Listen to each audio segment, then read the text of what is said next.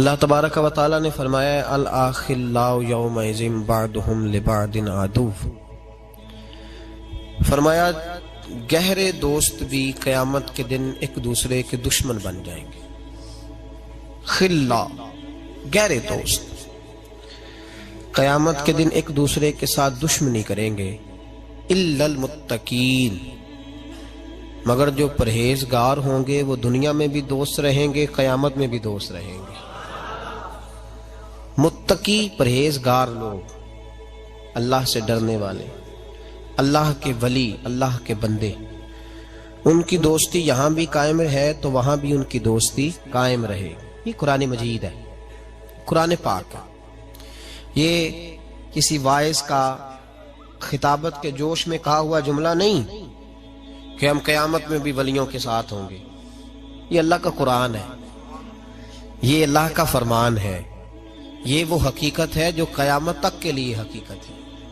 तो जब अल्लाह ने कह दिया कि वलियों की दोस्ती, मुत्तकीन की दोस्ती यहाँ भी कायम है और वहाँ भी कायम रहेगी, तो वलियों से दोस्ती करनी चाहिए कि नहीं करनी चाहिए? नबी पाक सैयद आलम सल्लल्लाहु ताला अलैहि वसल्लम के सहाबा ने एक और मसला भी इसके साथ हल किया। एक और मसला भी, एक तो अल्लाह ने कहा अल आखिल्लाउ यौमइज़िन बअदुहुम लिबअदिन अदुव्वुन इल्लल मुत्तकीन, गहरे दोस्त क़यामत में दुश्मन बन जाएंगे मगर मुत्तकी और परहेजगार दुश्मन नहीं बनेंगे, वो दोस्त ही रहेंगे। हजरत अबू ज़र गिफ़ारी ने अर्ज किया, मुस्लिम शरीफ में मौजूद है, अर्ज की या रसूल अल्लाह सल्लल्लाहु अलैहि वसल्लम, एक आदमी कुछ नेक लोगों से मोहब्बत करता है पर उनकी तरह के काम नहीं करता। ये नहीं फरमाया कि मुसलमान ही नहीं, जुल्म करता है, ज़्यादा, ये नहीं कहा। इसका ये तर्जुमा कर लीजिए। कहने का मतलब ये कि या रसूल अल्लाह सल्लल्लाहु अलैहि वसल्लम, जिस आला पाए के वो नेक हैं, ये उस आला पाए का नेक नहीं। अगरचे नमाजी है, इबादत गुजार है, अल्लाह के हलाल को हलाल, हराम को हराम जानता है, लेकिन उस पाए का नहीं जिस पाए के वो वली है। तो या रसूल अल्लाह सल्लल्लाहु अलैहि वसल्लम, अब क्या हुक्म है, अब क्या हुक्म है? नबी पाक सल्लल्लाहु अलैहि वसल्लम ने फरमाया वो मोहब्बत सच्ची करता है। हुजूर मोहब्बत सच्ची करता है? तो फरमाया फिर अल्लाह का वादा है और अल्लाह का हबीब तुम्हें गारंटी देता है, जो जिससे मोहब्बत करता है क़यामत में उसी के साथ उठाया जाएगा, उसी के साथ उठाया जाएगा। वजाहत कर दी इस बात की भी, वजाहत, अलमरउ मा मन अहब्बा, आदमी जिससे मोहब्बत करेगा क़यामत में उसी के साथ उठाया जाएगा। औलिया अल्लाह का दोस्ताना, उनका याराना, उनकी बैत, उनकी मोहब्बत, उनके साथ ताल्लुकात, ये अगर दुनिया में मजबूत हैं तो क़यामत में भी मजबूत ही रहेंगे। ये मेरे हबीब पाक का फरमान है, ये अल्लाह का कुरान है, ये हुजूर की हदीस है। कुरान और हदीस ने हमें इज्तिमाई तौर पे बता दिया। अब अगर कोई बंदा कहे कि मैं क़यामत में दाता साहब से प्यार करता हूं तो उनके साथ उठाया जाऊंगा, बंदे को तो तौबा तौबा तौबा, देखो कैसी बात कर रहा है। और ये नहीं कर रहा भाई, ये अल्लाह का कुरान कर रहा है, रसूलुल्लाह का फरमान कर रहा है, ये रब रसूल का फरमान बात कर रहा है। किसी ने कहा मैं गौसे आजम के झंडे के नीचे होऊंगा तो कल हो ये क्या कह रहा है। किसी ने कहा मैं आला हजरत फाजले बरेलवी के साथ उठाया जाऊंगा, ये कैसी बात कर दी। मैं हजरत अजमेरी का गुलाम हूं तो उनके साथ उठाया जाऊंगा। मैं शेख शहाबुद्दीन सोहरवर्दी का मानने वाला हूं, मैं हजरत मुजद्दद साहब का गुलाम हूं। लोग कहते हैं ये कैसे हो गया? तो भाई प्रापोगंडे ने हकीकतें छुपानी शुरू कर दी हैं। हकीकत यही है कि जिनके यहाँ नेकों से यराने हैं उनके वहां भी कायम रहेंगे और इन ताल्लुकात में अल्लाह तबारक व तआला के फजल से वुसअत आएगी। अब इस आयत की तफसीर में मौला अली का फरमान सुने। मौला अली शेर खुदा रदी अल्लाह तआला अन्हु फरमाते हैं, जब दो दोस्त हों, दोनों दोस्त पर हों काफिर, वो जब दोनों मरेंगे तो पहले जो मरेगा वो शिकायत करेगा अल्लाह की बारगाह में, या अल्लाह वो जो मेरा पीछे ये दोस्त आ रहा है ना, वो मुझे रोकता था तेरी फरमाबरदारी से, वो मुझे कहता था बुत पूजा कर, उसने मुझे बहकाया था, उसने मुझे खिलाफ किया, मैं उसकी वजह से गुमराह हुआ। तो फरमाया वो भी जब मरेगा तो अल्लाह दोनों को कहेगा हाँ भी बताओ किसने गुमराह किया, तो दोनों एक दूसरे पे इल्जाम लगाएंगे। फरमाया अल्लाह दोनों को जहन्नम में डाल देगा। ये सूरह ज़ुखरुफ की इस आयत की तफसीर हजरत अली बयान कर रहे हैं। अल आखिल्लाउ यौमइज़िन बअदुहुम लिबअदिन अदुव्व इल्लल मुत्तकीन, गहरे दोस्त क़यामत में दुश्मन बन जाएंगे मगर परहेजगारों की दोस्तियां कायम रहेंगी। तो हजरत अली फरमाने लगे, तफसीर खज़ाइनुल इरफान के अंदर आपका ये कौल मौजूद है। हजरत अली कहने लगे दो दोस्त हो दोनों मोमिन, ये तो दो काफिर थे, दो दोस्त हो दोनों मोमिन, दोनों नेक, एक दुनिया से जब चला जाता है ना, तो रब ताला की बारगाह में पहले पहुंचता है तो कहता है या अल्लाह मैं भला किस तरह नेक हूं, वो जो मेरा पीछे रह गया वो मुझे नमाज की तलकीन करता था, ऐ अल्लाह वो मुझे इबादत की तरफ तवज्जो दिलाता था, वो मुझे कहता था आओ महफिल में चले, वो मुझे कहता था आओ नमाज पढ़े, वो मुझे कहता था आओ आज हम भी शरीक हों किसी अच्छी मजलिस में, उसकी वजह से मेरे अंदर बड़ी तब्दीली आई। फरमाया जब वो भी आएगा तो रब उससे बाद में आने वाले दोस्त से पूछेगा तेरा क्या ख्याल है, तो वर्ष करेगा मौला मैं तो इसकी वजह से नमाजी था। ये दोनों एक दूसरे की तारीफें करेंगे, कुर्बान जाएं क्या लुत्फ होगा, क्या नजारा होगा, क्या अंदाज होगा। मौला अली फरमाते हैं दोनों तारीफ करेंगे तो रब फरमाएगा मेरा फैसला यह है कि तुम दोनों को जन्नत में भी इकट्ठे दाखिल किया जाएगा। दोस्तियां अच्छी बनाए। MNA का कार्ड हमने संभाल के रखा होता है, बाद में चाहे उसका पीए भी ना पहचाने। MPA के साथ जो तस्वीर लोग खिंचवाते हैं वो लोगों ने ड्राइंग रूम में लगाई होती है। और किसी पीर के मुरीद हो जाए ना, अगर जाना आना हो भी जाए किसी नेक बंदे के पास हमारा, तो कोई हमसे पूछे तो हम कहते हैं हाँ मैं जाता हूं कभी कभी, ऐ मेरा मौलवी साहब से ताल्लुक। वो भी आते हैं कई दफा, कल परसों भी आए हुए थे, उनका टेलीफोन आता रहता है। ये तरीका है बात करने का जी। जो दोस्तियां हमें कयामत के दिन शफात करके बख्शवाएंगी, क्योंकि मौलवी दरवेश फकीर दुनियावी तौर पर लोग अच्छी बड़ी नजर से नहीं देखते, तो हम भी जरा ताल्लुक बनाते हुए ना वो जी ठीक है जी मैं भी कहता रहता हूं, हम कमजोर, जब तूने अपना ताल्लुक ही कमजोर कर दिया तो कयामत तक कायम कैसे रहेगा। कयामत तक कायम। मुझे एक दफा एक दोस्त ने पूछ लिया, कहने लगे आपकी निस्बत कहाँ है। मैंने कहा निस्बत क्या होती है, आप कहाँ वाबस्ता है। मैंने कहा ये क्या होता है, इतनी कमजोर बात, हम कोई कमजोर लोग हैं। हम खुल के कहते हैं हम फाजले बरेलवी के गुलाम हैं, हम आला हजरत के गदागर हैं, हम उस दरवाजे के नौकर हैं। और हमारा सबसे बड़ा तारुफ ये है कि हमें कोई कहे कि ये फाजले बरेलवी के दरवाजे पे बैठने वाला वो शख्स है जो चौकीदार है, हम चौकीदार बनना। इतनी तो औकात ही नहीं कि हम कहें कि मैं हजरत मुफ्ती अख्तर रजा साहब की गाड़ी में बैठा करता था, ये तो औकात ही नहीं मेरी। मैं ये लफ्ज कहूं कि मैं हजरत ताजु शरिया के साथ कभी बैठा हूं, मैंने ये औकात ही नहीं हमारी, ये हमारी औकात नहीं। हमारी औकात ये है कि कभी कभी कोई टुकड़ा बच जाता था उनके दस्तरखान का तो हमें भी खाने को नसीब हो जाता। हम उस ये जो तरीका हमने इख्तियार किया ना कि उस अकीदे में आना भी और इश्क करना भी और बचना भी, ये कोई तर्ज जिंदगी नहीं। जो गुलाम होते हैं वो गुलाम होते हैं, जो नौकर होते हैं वो हाँ नौकर की थे नखरा की, वो इस तरह कच्ची कच्ची बातें नहीं सुनाते। हाँ जी हाँ था, मैं गया था तो हो गया था, ये क्या बात हुई। बिल्कुल नहीं, कतन नहीं। मेरे एक शख्स ने नाम लिया मोहम्मद अजमल, और मैंने कहा भाई पूरा नाम मोहम्मद अजमल रजा कादरी है मेरा, और मैंने अपनी वसीयत लिख के रखी हुई है। वसीयत तो मैंने लिखा हुआ है कि जब मैं मर जाऊं तो सबसे पहले मेरी कब्र पे कादरी लिखा जाए, इसलिए कि ये मेरी निस्बत है। और मुझे उम्मीद है कि सुबह कयामत जब मैदान अशर में उठाया जाऊंगा तो इसकी बरकत से अल्लाह फरमाएगा इसको भी बुला लो, ये भी अब्दुल कादिर जिलानी का नाम लिया करता था। ये कोई ऐसी बात है कमजोर जी, हमें कुरान ने दर्स दिया है, ये हमें रसूलुल्लाह की फरमान ने दर्स दिया है। तो कमजोर कच्चा अकीदा कभी ना रखो जिंदगी में। ये कोई मतलब नहीं है कि हो गया तो कर लिया तो थे तो आए थे, क्या मतलब है इस बात का, कोई तर्जुमा नहीं इस बात का। अपने अंदर कुव्वत ताकत और ज़ौक़ पैदा करो, इस्तदलाल पैदा करो। हम दाता अली अजमेरी के मानने वाले हैं कि नहीं, और अल्हम्दुलिल्लाह डंके की चोट पे मानने वाले हैं। मुझे एक शख्स कहने लगा दाता साहब गए हो, मैं कहा गए नहीं, हाजिरी देते हैं। गए क्या होता है, हम दाता साहब और इंशाअल्लाह ताला जरूर देते हैं। दाता साहब कोई मामूली आदमी है, दाता अली अजमेरी वलियों के इमाम है। ये गौस पाक से पहले के बुजुर्ग हैं, साढ़े जरा नेड़े ने ना, जेड़े खाना काबा काम करते हैं तवाफ थोड़ा ही करते हैं, वो कहते नेड़े ये टुर जाएंगे अगले दिहाड़े। फिर दाता साहब जो है ना, ये गौस पाक से कितना उर्स है दाता साहब का, ये वाला 976वां 900 बोल के बताएं सारे जेड़े कदी नहीं बोले भी बोलो 900। जेड़े बंदे कहते ने उर्स अज दी पैदाइश है, इन्होंने पूछो 976 साल ते उन्होंने हो गए ने उर्स हुंदियां, तुसी दसो बेलियो। और अजीब तर्जमा लोग कहते किसी सहाबी का उर्स हुआ है तो बताएं। हाँ जी हुआ है, मेरे नबी पाक हर साल ओहद के शहीदों के मज़ारों पे जाया करते थे। पढ़ो इमाम राजी की तफसीर, हजरत अबू बकर सिद्दीक हर साल शुहदाए उहद के मज़ारों पे जाया करते, हजरत उमर हर साल जाया करते, हजरत सैयदना मौला अली शेर खुदा हर साल जाया करते थे। तो हर साल अगर मज़ारात उहद पे जाना मुस्तफा का तरीका है, तो हम किसी वली के मज़ार पे जाए तो क्या गलती हो गई, में क्या कोताही हो गई? ये हमने वहां से लिया है। ऐसे कच्चा कच्चा कमजोर कमजोर से न बनाओ, ए ना हो कि ना खुदा ही मिला ना विसाले सनम, ना इधर के रहे ना उधर के रहे, जिस तरफ हो तगड़े होके रहो। दो घरों का तो मेहमान भी भूखा रहता है, तगड़े हो, अकीदा मजबूत। ये अलग बात है कि मलंग तलंग को और टाले शाल पहनने वाले को हम वली मानने को तैयार बिल्कुल नहीं, कतन नहीं। और बड़े पीढ़े लोग हैं। मेरे आला हजरत फाजिल बरेलवी से एक शख्स ने पूछा, आला हजरत फाजिल बरेलवी, और दलील मैं दूंगा। इन लोगों को तो तौहीद की हवा भी नहीं लगी। तौहीद का सबक अगर पढ़ाया तो बरेली के इमाम ने पढ़ाया है, तो हवा भी नहीं लगी।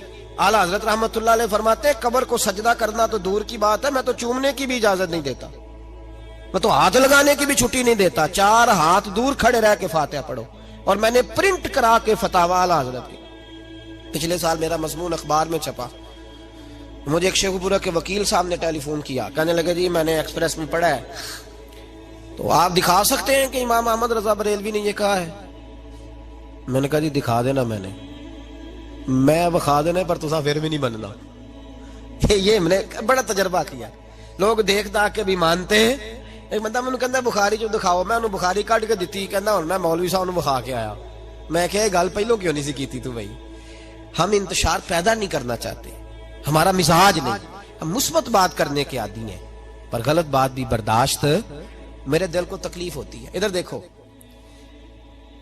दाता अली अजमेरी ने कोई मकान नहीं बनाया, जायदाद नहीं बनाई, औलाद एक शादी की, बच्चे नहीं हुए, दूसरा निकाह नहीं किया, जिंदगी गुजार दी दीन के लिए। 21 दिन पत्ते खा के दाता साहब कहते हैं मैंने गुजारा किया। और 7 दफा हिंदुओं ने इतना मारा कि मुर्दा समझ के छोड़ गए।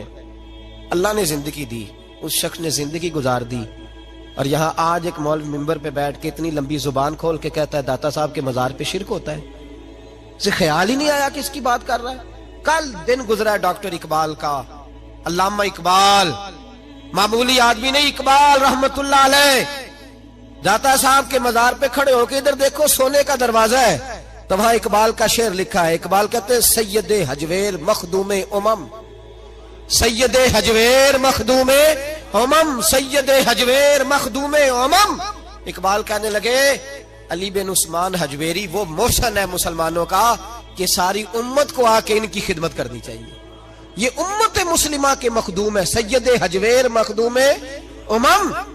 और इकबाल ने हरम कहा है दाता साहब के मजार। मैं नहीं कहता वो हरम है। इकबाल कहा करते थे ये हरम है, इसलिए कि यहाँ मोइनुद्दीन अजमेरी जैसे लोग आके वजीफे पढ़ते हैं, वो चिल्ले करते हैं यहाँ आके। मामूली बात है। मैंने कहा आपका जरा करीब है। एक अंग्रेज आया था, दौरा करके गया वापस। किसी ने कहा लाहौर भी देखा है? उसने कहा देखा है। कहा शीश महल भी है? कहा है। मीनारे पाकिस्तान भी है? कहा है। उसने कहा यार बड़ा कुछ है देखी तूने?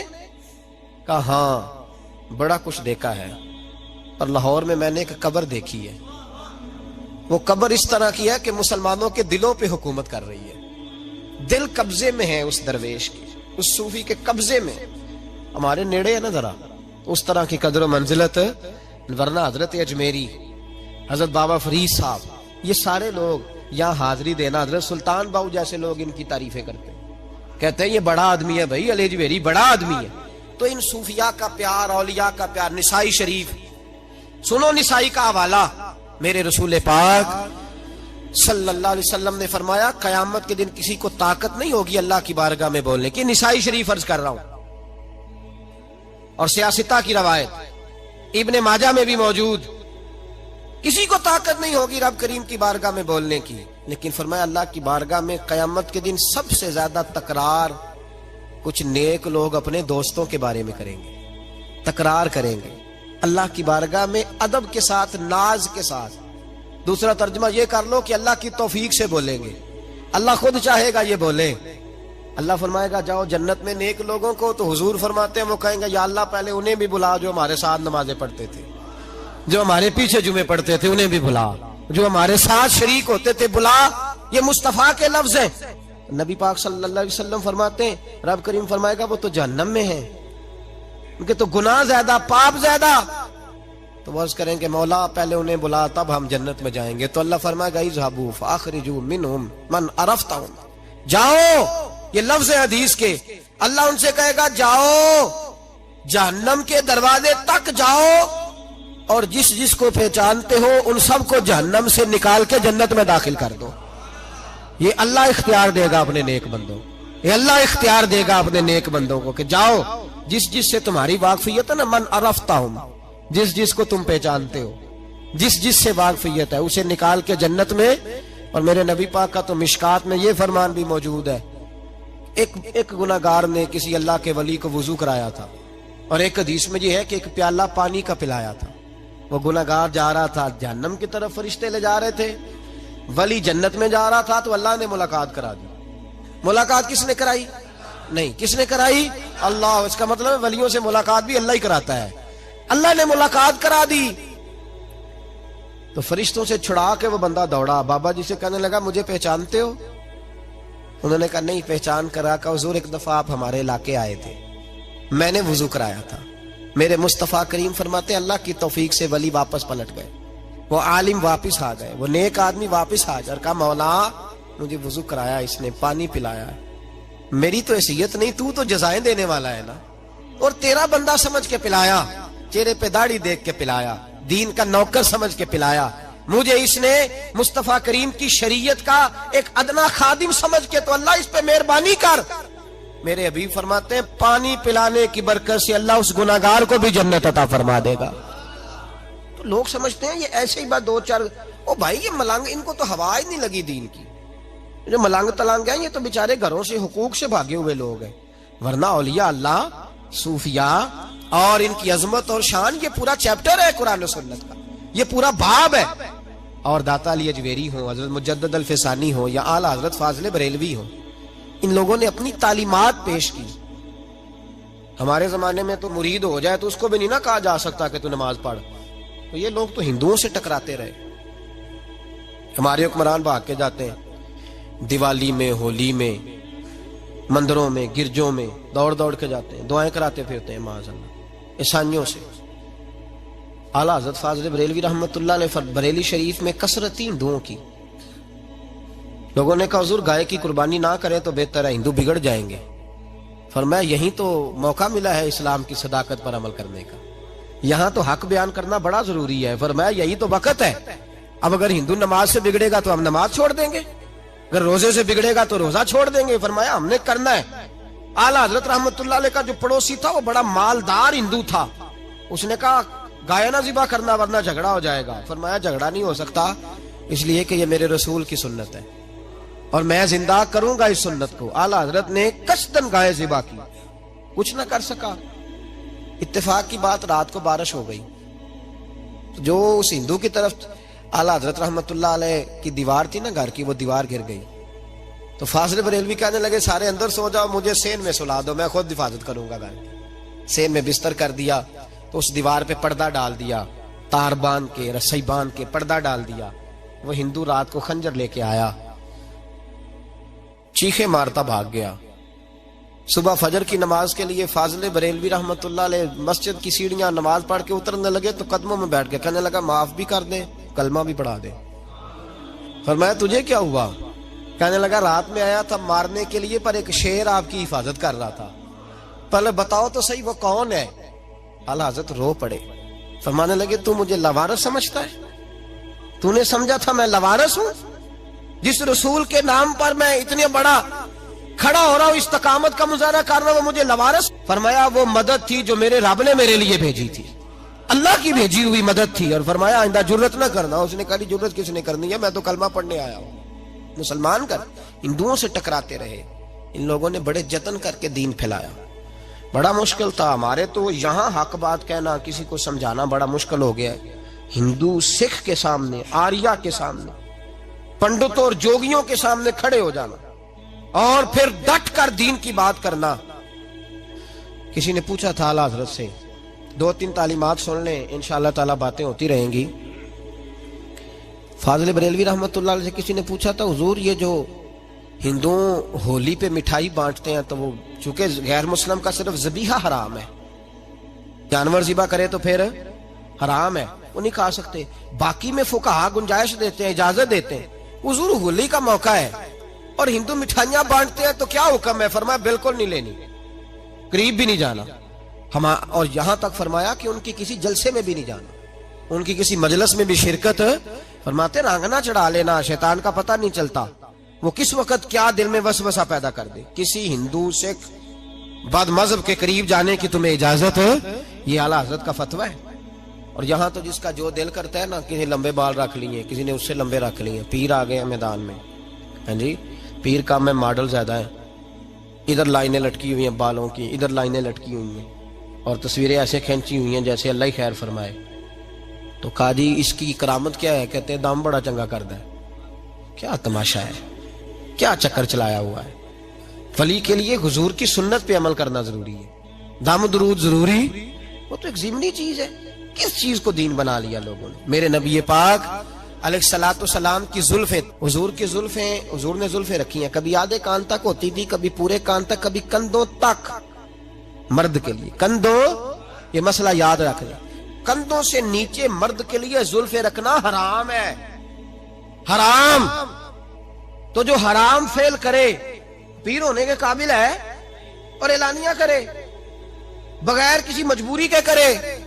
आला हजरत रहमतुल्लाह ताला अलैह के पास एक शख्स आया, उसने लंबे बाल रखे हुए थे, तो आला हजरत ने फरमाया कटवाओ, मर्द को जायज नहीं। और नबी पाक सल्लल्लाहु अलैहि वसल्लम ने लानत फरमाई है उस मर्द पर जो औरतों जैसी शक्ल बनाए, उस औरत पर जो मर्दों जैसी शक्ल बनाए, कटवाओ। तो वो कहने लगा हुजूर, वो हमारे एक पीर साहब है, उन्होंने भी रखे हुए, उनके भी बाल लंबे। तो ये बरेली के इमाम है जिनके अंदर ताकत है हक बयान करने की। आला हजरत फरमाने लगे, शरीयत रसूल पाक की चलेगी, तेरे पीर की नहीं चलेगी। शरीयत नबी पाक की चलेगी, तेरे पीर साहब की शरीयत है। तेरा पीर कोई गलत काम करता है तो इसका मतलब दीन बन जाएगा।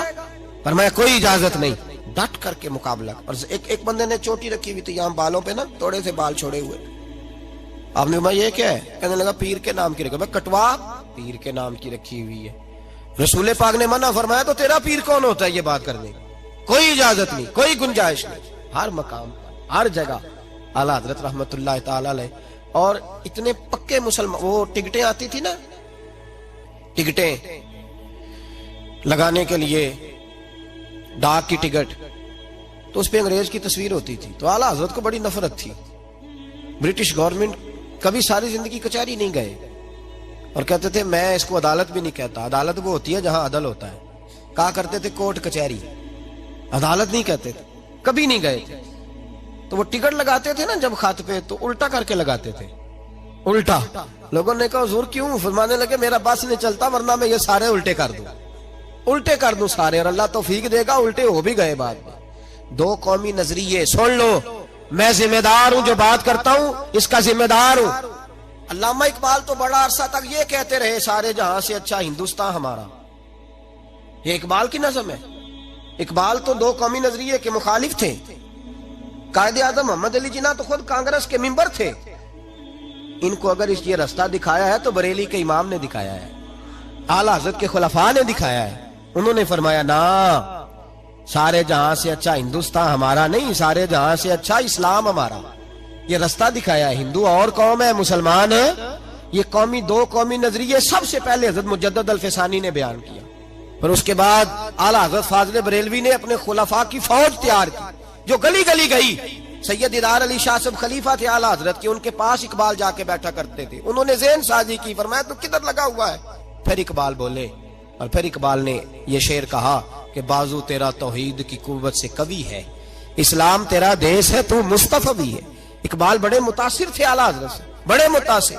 आला हजरत की कोई नात आती थी तो कहते हैं मुझे लगता है मौलाना अहमद रजा जमीन पे बैठ के नहीं लिखते, जब लिखते हैं नबी पाक की नात लिखते हैं तो किसी और जगह ही बैठे होते हैं, कोई और ही रंग होता है। दाता साहब आला हजरत हो, इन सूफिया ने दीन फैलाया। हिंदू और मेरे पास मजमून चूंकि बिखरे हुए हैं, दाता साहब का उर्स भी शुरू है और अल्लाह खैर करे, सारे उर्स मुलंगा दे हाथ चढ़ गए, सारे ही। कोई लाहौर से पैदल, फैसलाबाद से पैदल चला हुआ है, दाता साहब आ रहे हैं, दाता साहब ने राजी लगा कर गले में टल और जनाब बड़े बड़े उन्होंने तो क्या कहते हैं, और रंगीन सोटी को क्या कहते हैं, मतैर, अल्लाह ही खैर फरमाए, ए बाबे आ रहे हैं जी, पीछा पीछा हो जाओ, उधर से रोटी मांगेंगे, उधर से रोटी। ये कौन सा मजहब है? ये दाता साहब ने किस किताब में लिखा है? दाता साहब रहमतुल्लाह ताला अलैह तो सारी जिंदगी समझाते रहे, शरीयत का पैगाम देते रहे। ये क्या तरीका तुमने इख्तियार किया? को पिंडी से चला हुआ है, ये चले हुए मलंग, कोई तरीका नहीं है, और सारा कब्जा कर लिया लाहौर से, तो आज शायद गुजरा भी ना जाए जो हाल हो गया। ये बिल्कुल कतन कोई गुंजाइश नहीं। लेकिन इसका ये मतलब भी नहीं कि अगर कुछ बंदे बुरे आ गए हैं तो उर्स ही बुरे हो गए, उर्स ही बुरे हो गए, ऐसी कोई बात नहीं। उर्स का लफ्ज तो हदीस पाक से मिला है। नबी पाक सल्लल्लाहु अलैहि वसल्लम ने फरमाया, हुजूर अलैहिस्सलाम ने फरमाया, तिरमिजी में मौजूद है, फरमाया जब कोई मोमिन सवालों के सही जवाब देता है ना फरिश्तों को, तो फरिश्ते कहते हैं नम का नौमतुल उरूस, इस तरह सो जा जैसे पहली रात की दुल्हन सोया करती है। तो वो जो उरूस था उससे लफ्ज उर्स निकला। और चूंकि हर साल अल्लाह के रसूल शुहदाए उहद के मज़ारों पे जाया करते थे, लिहाजा साल के बाद उर्स सूफिया ने शुरू किया। उर्स का मतलब क्या था? उर्स का मतलब था तिलावत होगी, नात होगी, नबी पाक की सीरत बयान की जाएगी, कुरान पाक पढ़ा जाएगा, खत्म शरीफ होगा, साले सवाब होगा। उन बुजुर्गों की जिंदगी में जो वो तालीमात देते थे, जो मिशन बयान करते थे, उस मिशन पर बात होगी। लोगों ने तबाही कर दी है, बीच में ढोल आ गया, तपला सरंगी आ गई, अल्लाह जाने क्या क्या खराफात आ गई, औरतें सबसे ज्यादा शरीक होती। हम यहाँ हर साल उर्स करते हैं आला हज़रत फाज़िल बरेलवी का। मुझे कुछ लोग कहने लगे आप कॉन्फ्रेंस नाम रखें, मैंने कहा नहीं, नाम भी उर्स ही रखना है, उर्स ही, और बताना भी है कि असल उर्स होता क्या है, होता किस तरह, नाम भी यही रखना है, नाम भी नहीं बदलना, पर बताना है कि उर्स करेंगे और इंशाल्लाह उस तरह करेंगे जिस तरह आला हज़रत फाज़िल बरेलवी ने हमें समझाया है, और हम उन्हें बताएंगे कि फाज़िल बरेलवी असल में उनकी तालीमात क्या है, वो कहते क्या है। तो चीजों को सही करना है, उन्हें खराब नहीं करना।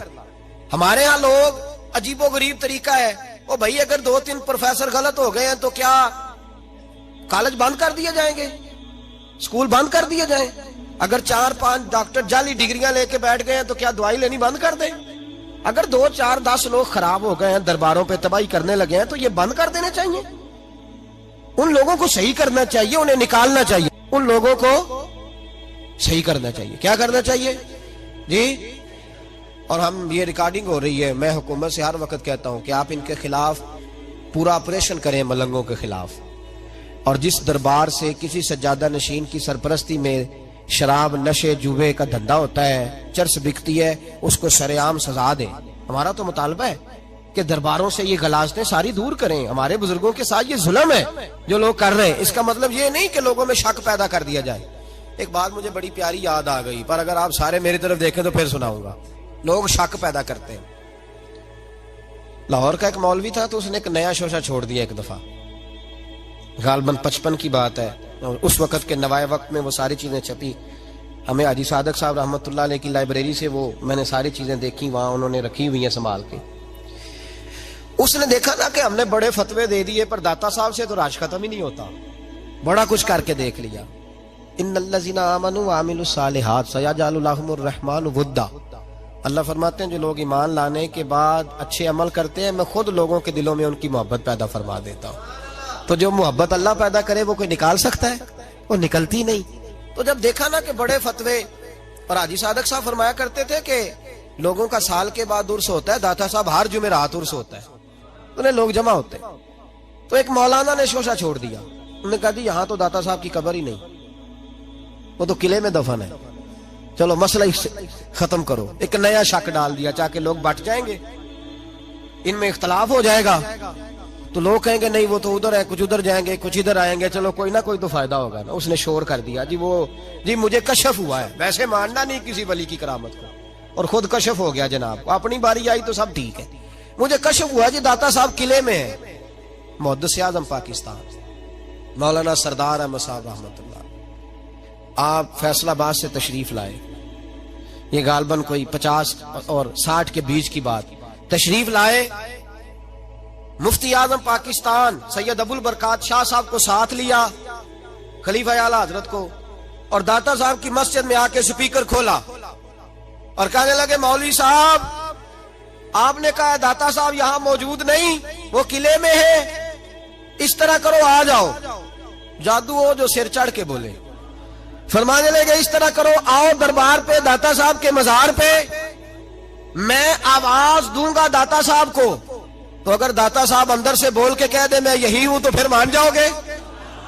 आओ मैं खड़ा हूं, स्पीकर पे ऐलान हुआ और सैयद अबुल बरकात शाह सामने ना मुहद्दिस आजम की उंगली पकड़ के लाई, कहने लगे हुजूर इतनी बड़ी बात कर दी है, इतनी बड़ी बात आपने कर दी, इतनी बड़ी बात अगर वो आ गया तो। फरमाने लगे मैं बुला ही तो रहा हूं, आए तो सही। और फिर हजरत की आंखों में आंसू आ गए। फरमाने लगे अपनी मर्जी से नहीं कर रहा, मैं दाता साहब से पूछ के कर रहा हूं, मैं पूछ के कर रहा हूं। मैंने उनसे कहा हुजूर ऐलान कर दूं, तो उन्होंने कहा सरदार अहमद कर दे, तू आवाज दे देना, मैं कब्र के अंदर से बोल के कहूंगा मैं यही लेटा हुआ हूं, तो दे दे आवाज, मैं बोलूंगा। और भाई ये रजा के नेजे की मार है कि अदुव के सीने में गार है, किसे चारा जोई का वार है कि ये वार वार से पार है। आला हजरत रहमतुल्लाह अलैह के खुलाफा और गुलामों को फरमाया मैं आवाज दूंगा। उसके बाद फिर दोबारा शोशा छोड़ने वाला ना सामने आया और ना दोबारा किसी ने ये बात करने की जुर्रत। अल्लामा इकबाल कहते थे सैयद हजवेर मखदूमे उमम, बड़ी बड़ी बड़ी बात कर गए इकबाल। कहने लगे तुम एतराज करते हो, जुल्म नहीं यार, जिस आदमी ने यहाँ दीन फैलाया उसके मजार को शिरक का अड्डा कह दिया जाए, इससे बड़ी भी कुछ ज्यादती होगी। मल्लम यशकुरुन्नास वल्लम यशकुरुल्लाह, मेरे नबी पाक ने फरमाया अगर तू बंदों का शुक्रिया अदा नहीं करता तो तू अल्लाह का भी नहीं कर सकता। ये तो मोशन थे हमारे और हमने ये अशर किया अपने बुजुर्गों के साथ कि उनकी कब्रें शिरक का अड्डा कह दी। बिल फर्ज अगर कोई जिहालत करे भी, अगर कोई करे भी तो वो कितने फीसद लोग हैं, 2% या 3%? जाओ ना एक हफ्ता रहो दाता साहब और गिन के बताना कितने लोग सजदा करते हैं, 2% या 3%। और हम कह चुके जाहिल है, अनपढ़ है। अगर तुम्हारी जमात का कोई आदमी शराब पिए तो इसका क्या मतलब है कि तुम्हारा मसलक है? ये हमने कभी कहा है ये तुम्हारा मसलक है? कल परसों तुम्हारी जमात का बहुत बड़ा मौलवी अमीरुल मोमिनीन कहता था साहबका वजीर आजम को, हमने कोई शिकायत की? उसका जाती फेल है, ये तुम्हारा मसलक नहीं है। अगर किसी के पास चरस और शराब पकड़ी जाती है और फीम पकड़ी जाती है तो ये उस जमात का मसलक नहीं है, उसका जाती फेल है। अगर कोई आदमी गलत हरकत करता है तो ये उसका जाती फेल है। हमारे बुजुर्गों ने किसी जगह ये बात लिखी, जुल्म ये है कि तुम छोटी छोटी बातें लेकर के इन बुजुर्गों के खिलाफ बात करते हो और मशकूक करते हो उम्मत मुस्लिमा के मुसलमा अकायद को। इससे बाज आओ, अल्लाह की बारगाह में जाना है, वहां जवाब देना है, इतनी ज्यादती ना करो। ये तो बहुत बड़े मुसले थे। सुनो दाता अली अजमेरी की जिंदगी, एक बात सुने और गौर करें। दाता अली अजमेरी ना टेंड करा के रखते थे, तबीयत थी। हजरत अली का तरीका है, आपने भी हमेशा टेंड रखी, बाल बड़े घने थे।